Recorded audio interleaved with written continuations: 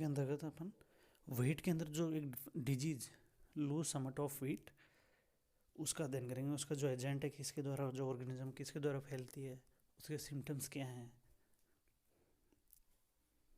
और उसको अपन कंट्रोल कैसे कर सकते हैं, इन सभी चीज़ों का अध्ययन है। जो बातें इनका अध्ययन अपन इस वीडियो में करेंगे। इससे पूर्व की जो वीडियो है उसमें अपन ने सीट्रस कैंकर डिजीज, जो सीट्रस की जो वेराइटीज है उसमें होने वाला जो सीट्रस कैंकर डिजीज है उसका अध्ययन किया था। तो जो लूज समट ऑफ वीट है वो किसके द्वारा होती है? फंगस के द्वारा। और फंगस का नाम है एस्टेलिगो सेजिटम, वेराइटी है वो ट्रिटिसाई, क्योंकि ये गेहूँ की जो वेराइटी है, ट्रिटिकम एस्टिवम की जो है, इसके आधार पर उसको वेराइटी ट्रिटिसाई देगा। तो जो लूज समट वीट का जो रोग है वो एक फंगस के द्वारा होता है, जबकि अपन ने देखा कि जो सीट्रस कैंकर जो डिजीज है वो एक बैक्टीरियल डिजीज है। एस्टेलिगो सेजिटम वेराइटी ट्रिटिसाई जो फंजाई है उसके द्वारा ये वीट के अंदर जो लूज समट डिजीज है होती है। इसके अगर सिम्टम्स देखें अपन, the symptoms are caused by the seed borne fungus Ustilago tritici that survive in dominant state within infested wheat seeds. The development of the fungus keeps pace with the life cycle of the plant. When the infested seed germinate, the fungus resumes growth along the shoots of the young wheat plant and eventually colonize the tissue of the flower. ये seed borne disease है। कोई भी seed है वो infected होगा तो फिर वो जब भी उगेगा तो पूरे प्लांट में फैल जाएगा। Instead of the releasing pollen, the flower disperse fungal spores that are spread by the wind to healthy flowers. जब प्लांट फ्लावरिंग होगी तो उसमें पोलन की जगह उसमें क्या बनेंगे? स्पोर्स बनेंगे। किसके? फंजाई के जो स्पोर्स हम बनेंगे और वो हवा के द्वारा दूसरे प्लांट तक जाकर उसको भी संक्रमित कर देंगे। Then infested seeds carry the dormant fungus but appear healthy. The cycle will start over again with the planting of these seeds. Other mean उसको अपन क्या कर सकते हैं? Disperse include harvest residue, rain, insect, favourable condition for the rapid germination of the spores. आर क्या होती है? ह्यूमिडिटी जब होती है 60 to 85 जब ह्यूमिडिटी होगी, विथ फ्रिक्वेंट रेन और dews and cool temperature between 16 to 22 degree centigrade.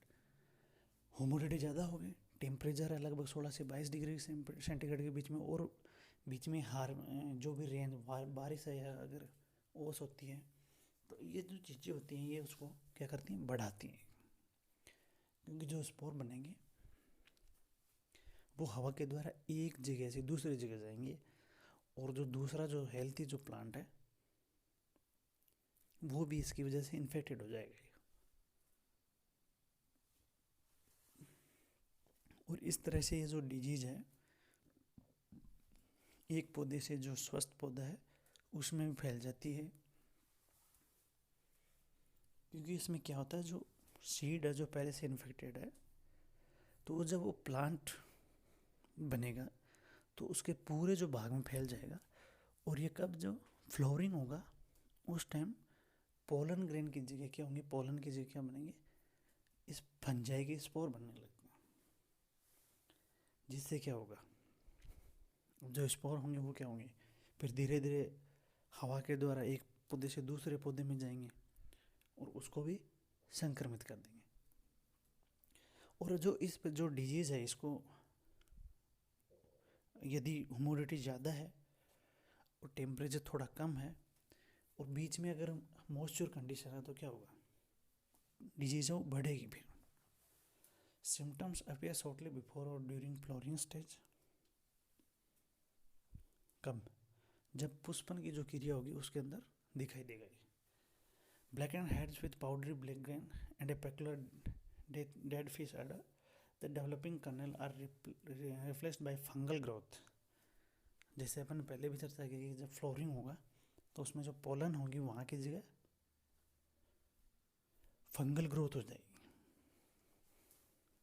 कवक। क्योंकि ये मुख्यतः जो फ्लोरिंग जो फ्लोर पार्ट होता है वहाँ पर ये दिखाई देता है कि इन्फेक्शन हो चुका है और बहुत ज़्यादा बढ़ चुका है।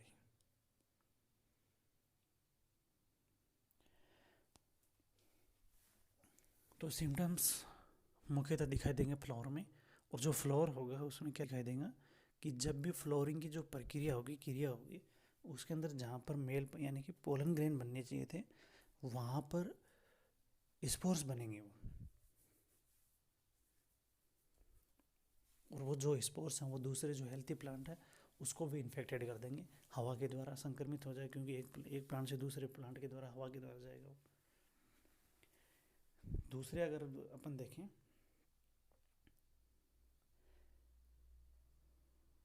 और जो developing kernels are replaced by fungal growth and no grains develop in the infected जो हेड, यानी जो प्लांट होगा उसके अंदर किसी प्रकार की दाने नहीं बनेंगे। It is common disease through out the wheat growing region of the world. The yield loss on infected head is total. और ये उन सभी भागों में जहाँ पर अपन गेहूँ का उत्पादन होता है, उन सभी लगभग भागों में ये जो डिजीज़ है वो पाई जाती है। और वहाँ पर जो उत्पादन है वो बहुत ही गिर जाता है, क्योंकि इसके अंदर क्या होगा, दाने बनेंगे ही नहीं, उसमें ग्रेन है वो बनेंगे नहीं, क्योंकि उनकी जो फ्लोरिंग जो स्टेज होगी उसमें इन्फेक्टेड जो फंगस है वो अपनी ग्रोथ करेगा। और उसकी वजह से क्या होगा, स्पोर बनेंगी।